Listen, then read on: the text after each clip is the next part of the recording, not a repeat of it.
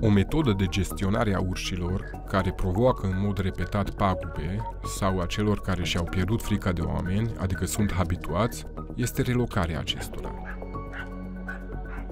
Ursul problemă este capturat, transportat la o anumită distanță și eliberat într-o zonă adecvată, departe de potențialele conflicte cu oamenii. În zonele folosite intensiv de oameni, relocarea urșilor problemă reprezintă adesea singura opțiune neletală de gestionare. Această metodă este utilizată pe scară largă în America de Nord, în special în cazul urșilor negri americani și într-o măsură mai mică și în cazul urșilor bruni.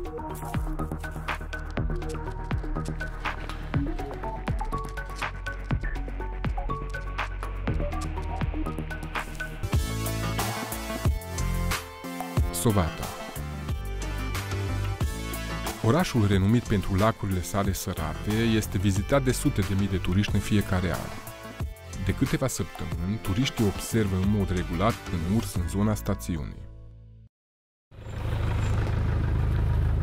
Ajungem în Sovata în zori.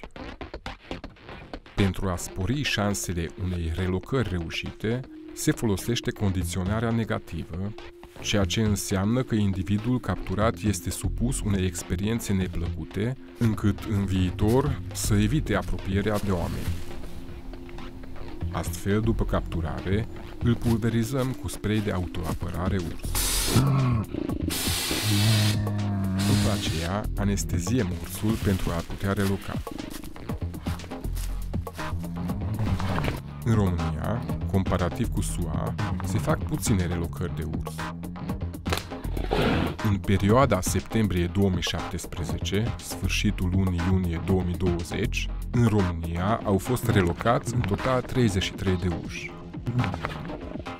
Relocările sunt costisitoare, riscante și necesită echipamente specializate, armă tranquilizantă, anestezice speciale, echipamente de transport, experiență și o serie de autorizații care sunt greu de obținut.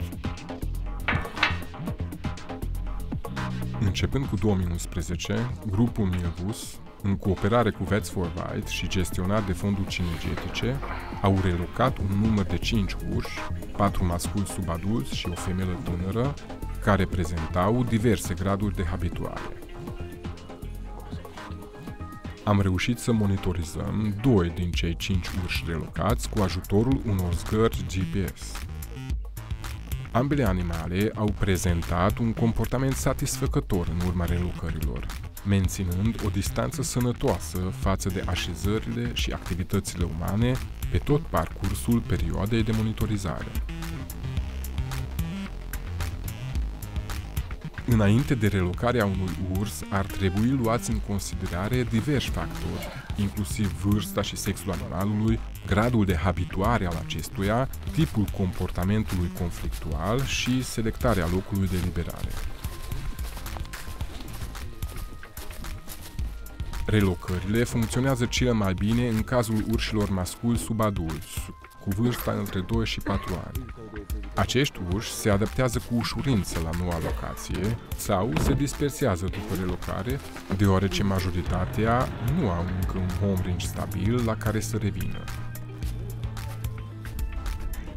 Femelele subadulte au o capacitate mai bună de a se reîntoarce la locul de unde au fost relocate, deci ar trebui să fie mutate la distanțe mai mari. Urșii adulți tind, în general, să se deplaseze pe distanțe mai mari în urma relocării și să se întoarcă mai frecvent decât subadulții la locul de unde au fost relocați.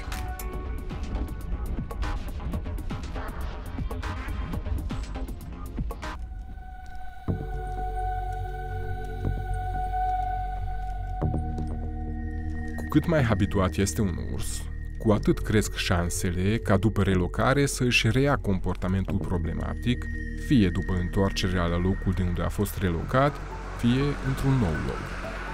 În acest ultim caz, relocarea doar a exportat problema într-un loc nou. Caracteristicile locului de eliberare și în special disponibilitatea hranei naturale pot fi cei mai importanți determinanți ai succesului relocării.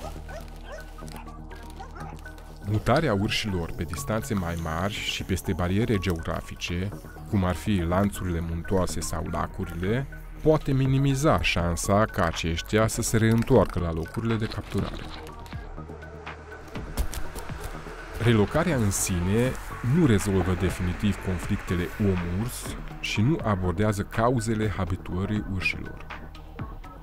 Ca atare, dacă atracțiile originale nu au fost înlăturate, de exemplu dacă deșeurile sunt în continuare accesibile urșilor sau dacă unele persoane continuă să hrănească urșii intenționat, atunci, în mod frecvent, un alt urs va lua locul celui care a fost mutat.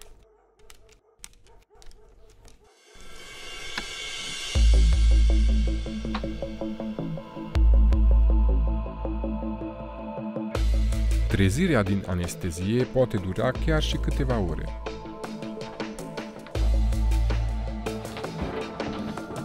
Pentru urșii relocați, localizarea noilor surse de hrană, ascunzișuri și locuri de iernare poate fi stresant, ceea ce poate afecta șansele lor de supraviețuire.